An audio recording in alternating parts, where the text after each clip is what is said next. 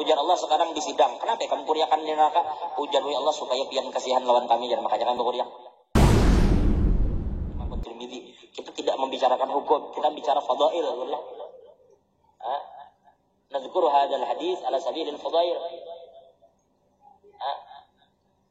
Kita membicarakan ini untuk supaya pian jangan pernah putus asa dari rahmat Allah.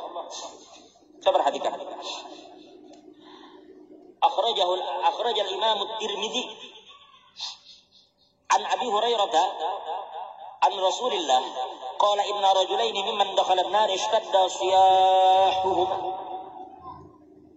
Abu Hurairah bercerita, ujar Abu Hurairah, Nabi pernah bercerita. Nabi bercerita, ujar Abu Hurairah, riwayat Imam Tirmidzi.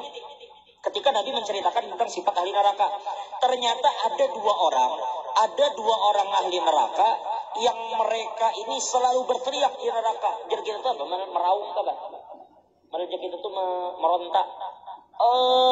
Jadi kita mereka itu merontainya. Apa sih adanya? Meronta tadi bang, menjerit histeris, meraung-raung dalam neraka.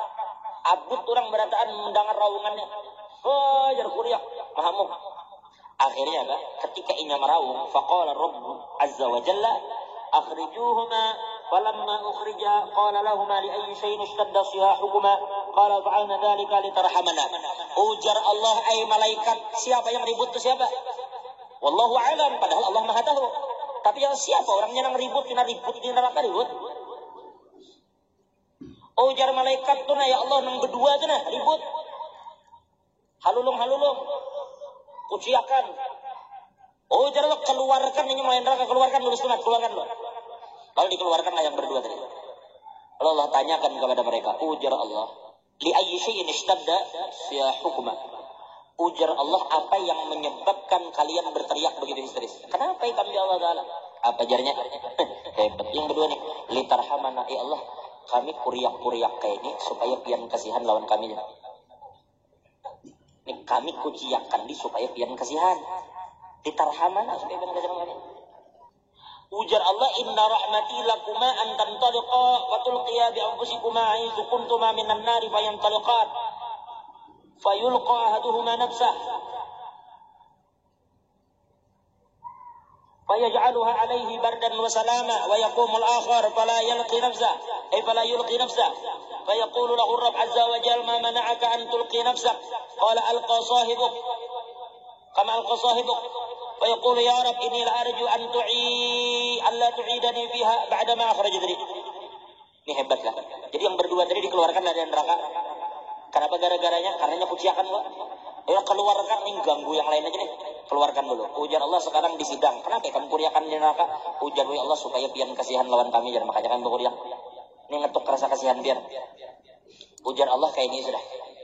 Aku akan merahmati ikam berdua, tapi bebulik ikam ke asal ikam ke neraka. Ayo jajar Allah, aku kasihan, tapi bebulik. Jangan di sini, karena tempat ikamnya neraka. Mendengar inya bakal dirahmati, nang seipung langsung melunjak. Kada berpikir lagi, karena Allah menjanjikan rahmatnya. Jadi aku sekarang akan berikan rahmat kepada kamu, tapi syaratnya bebulik dulu ikam ke neraka. Maka yang seipung bebuliknya bertajun ke neraka. Apa ternyata dalam riwayat dikatakan, fayaj'aluha alaihi bardan wa salama, maka tiba-tiba lelaki yang bertajun ke neraka itu tidak lagi merasakan panasnya neraka. Tetapi ia merasakan neraka itu sejuk baginya seperti api yang membakar Nabi Ibrahim. Ini hadis riwayat Imam Tirmidzi. Kada merasa lagi nyarel, wah kayaknya wanita tajunnya.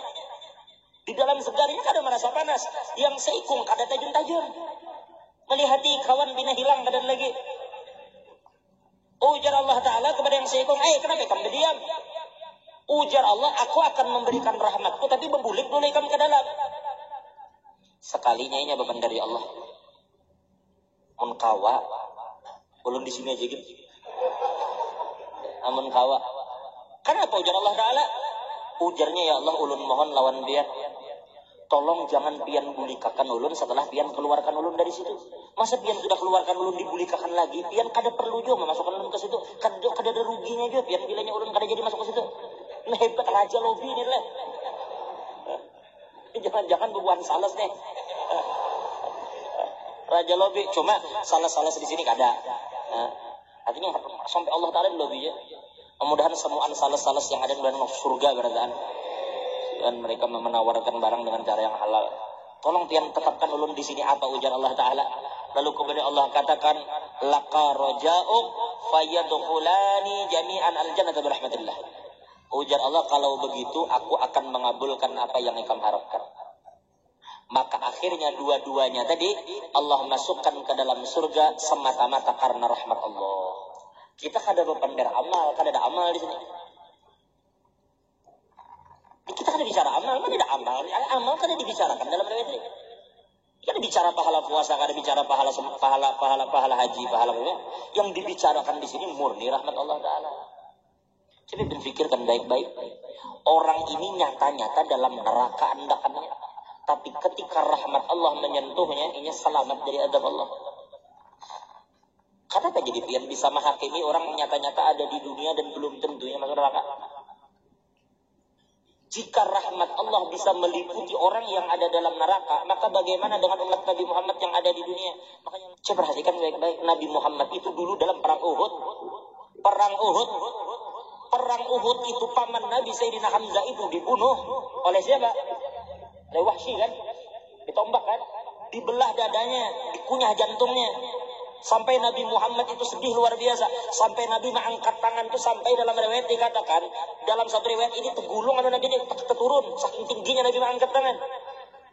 Ketika terbunuh Sayyidina Hamzah, belum lagi yang mulut Nabi ini, pipi Nabi berdarah. Sampai gigi Nabi tanggal. Setiap darah itu mengalir selalu sampai ke janggut Nabi, Nabi tahan begitu. Turun darah itu ke janggut Nabi tahan, begitu lalu Nabi sapukan lagi ke wajahnya. Setiap turun lagi darah itu sampai ke janggut Nabi sapukan lagi. Sampai sahabat bertanya, ujar sahabat, ya Rasulullah, kenapa jadi pian mengumpulkan darah lalu disapukan lagi ke wajahmu? Coba biarkan aja darah itu jatuh, tidak harus mengotori wajahmu. Apa jawaban Nabi? Ujar Nabi, aku takut kalau sampai darahku ini menetes ke tanah, maka aku takut Allah akan mengadab mereka dengan adab yang tidak bisa mereka sandang.